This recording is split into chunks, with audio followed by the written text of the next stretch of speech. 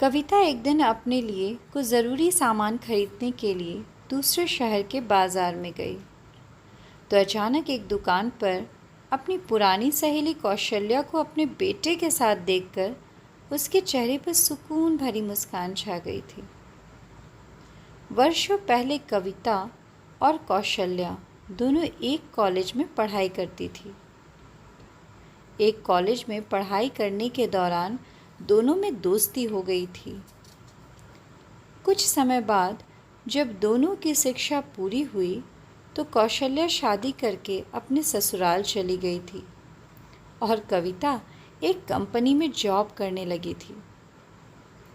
दूसरे शहर में रहने के कारण कविता कौशल्या की शादी में जा ना सकी थी और ना ही उसने उसके होने वाले पति के बारे में कुछ पूछताछ की थी, जिस कारण वह उसके पति से अनभिज्ञ थी।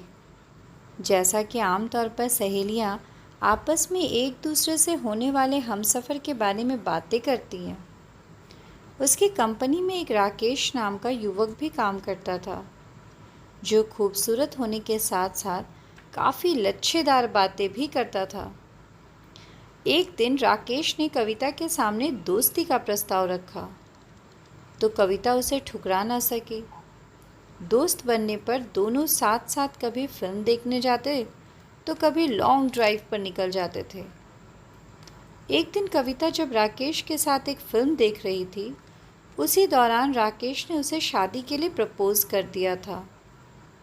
कविता जल्दबाजी में कोई निर्णय लेना नहीं चाहती थी, इसलिए उसने उसका प्रस्ताव स्वीकार करने की बजाय उससे विवाह प्रस्ताव पर विचार विमर्श करने के लिए कुछ दिनों की मोहलत मांग ली थी और फिल्म देखकर वापस अपने घर आ गई।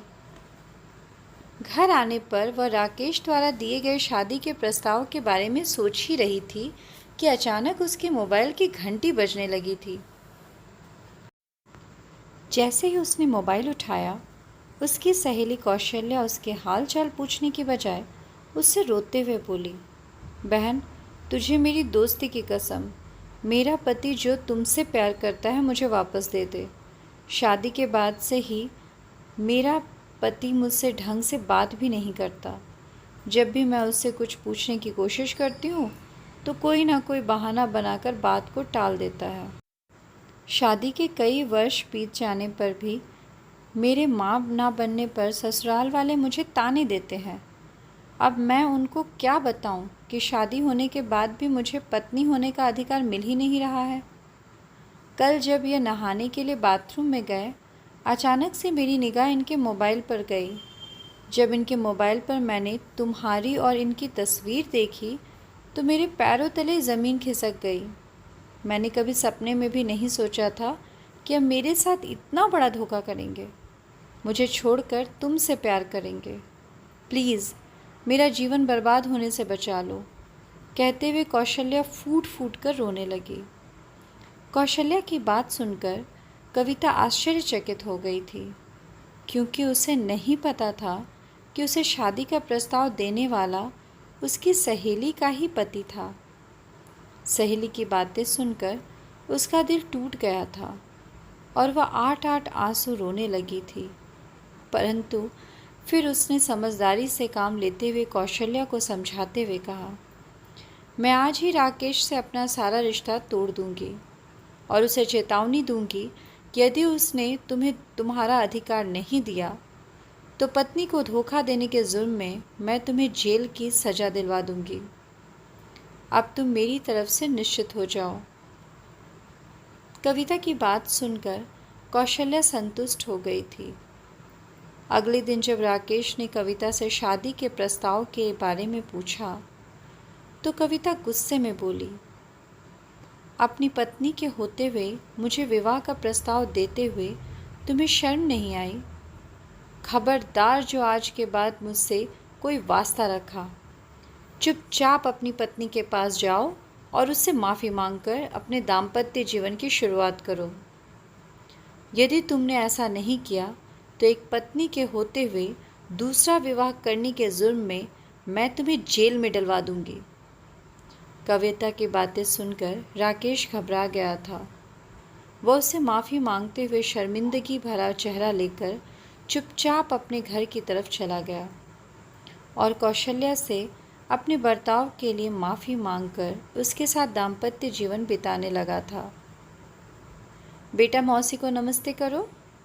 जैसे ही कौशल्या के शब्द कविता के कानों में पड़े, कविता खुशी से उसके बेटे को गोद में लेकर खिलाने लगी थी और कौशल्या का शुक्रिया भी अदा करने लगी।